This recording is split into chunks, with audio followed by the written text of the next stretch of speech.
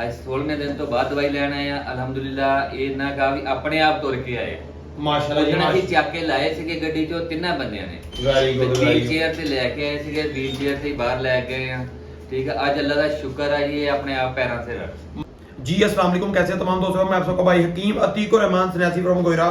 दोस्तों आज मेरे साथ एक और न्यू पेशेंट मौजूद है। इनका टोकन नंबर जनाब है 13897। इनका टोकन नंबर है। सबसे अच्छी बात यह है कि जिस दिन इनको मसला बना था उसी दिन हमारे पास आ गए थे। 3 बंदों ने गाड़ी से बड़ी मुश्किल से निकाला था। आज कोई बंदा ये नहीं कह सकता इसको 1% भी मसला था। अल्हम्दुलिल्लाह, पहले इनसे पूछता फिर आपको बताते हैं। अस्सलाम वालेकुम जी।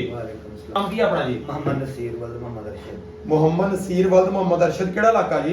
इलाका टोबा टैक्सिंग है मरीद वाले दे कोल ਅਸੀਂ। टोबा टैक्सिंग मरीद वाले दे कोल। मरीद वाला पिंड है कि शहर है? शहर है। शहर मरीज वाला शहर है जी। चक नंबर 251 जी। ਚੱਕ ਨੰਬਰ 251 ਜੀ। 251 ਘਰ ਦੇ ਉੱਗੀ। ਇਹ ਕੀ ਲੱਗਦੇ ਤੁਹਾਡੇ ਜੀ? भाई है जी। ਭਾਈ ਹੈ ਜਨਾਬ। ਜਿੱਦਣ ਪਹਿਲੇ ਦਿਨ ਮਰੀਜ਼ ਲੈ ਕੇ ਉਦੋਂ ਕੰਡੀਸ਼ਨ ਦੱਸਣੀ ਮਾਰਨੀ ਆਪਣੀ ਕੇਸ ਜੀ। ਕੰਡੀਸ਼ਨ ਇਹ ਸੀਗਾ ਜੀ, ਸਵੇਰ ਦੇ ਟਾਈਮ ਅਸੀਂ ਪਹਿਲਾਂ ਹਸਪਤਾਲ ਵਗੈਰਾ ਲਗਾਏ ਆ। ਇਹਨਾਂ ਨੂੰ ਸਾਨੂੰ ਪਤਾ ਨਹੀਂ ਸੀ ਵੀ ਕੀ ਮਸਲਾ ਬਣਿਆ। ਓਕੇ ਠੀਕ ਹੈ, ਡਾਕਟਰਾਂ ਨੇ ਜਦੋਂ ਦੱਸਿਆ ਨਾ, ਅਸੀਂ ਉਦੋਂ ਉਸੇ ਟਾਈਮ ਉੱਥੋਂ ਲੈ ਕੇ ਓਕੇ ਤੇ ਸਾਨੂੰ ਭਾਈ ਨੇ ਫੋਨ ਕੀਤਾ ਵੀ ਇਦਾਂ ਇਦਾਂ ਤੁਹਾਡਾ ਐਡਰੈਸ ਦੱਸਿਆ।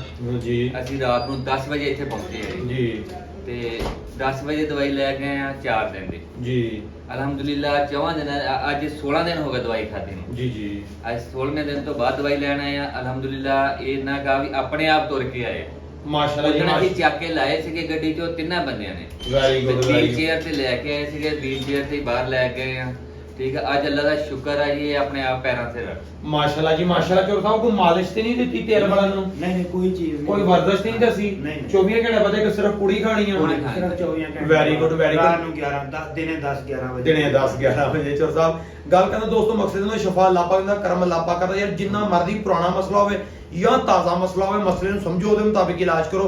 ਅਲਹਮਦੁਲਿल्लाह ਅੱਲਾਹ ਜ਼ਾਤ ਪਾਕ ਫਜ਼ਲ ਕਰ ਦਿੰਦੀ। ਲੇਕਿਨ ਸਭ ਤੋਂ ਜਿਹੜੀ ਮੇਨ ਚੀਜ਼ ਆ ਉਹ ਇਹ ਆ ਕਿ ਅਗਰ ਮਸਲਾ ਤਾਜ਼ਾ ਹੁੰਦਾ ਅਲਹਮਦੁਲਿल्लाह ਉਹ ਦਿਨਾਂ 'ਚ ਬਲਕਿ ਘੰਟਿਆਂ 'ਚ ਰਿਕਵਰ ਹੋ ਜਾਂਦਾ। ਮਸਲਾ ਭਾਵੇਂ 25 ਸਾਲ ਪੁਰਾਣਾ ਵੀ ਅੱਲਾਹ ਪਾਕ ਮੁਕੰਮਲ ਕਰਮ ਕਰ ਦੇਗਾ, ਲੇਕਿਨ ਉਹਦੇ ਹਿਸਾਬ ਨਾਲ ਟਾਈਮ ਪੀਰੀਅਡ ਜ਼ਿਆਦਾ ਲੱਗੇਗਾ। ਬਹੁਤ ਸ਼ੁਕਰੀਆ, ਥੈਂਕ ਯੂ, अस्सलाम जी।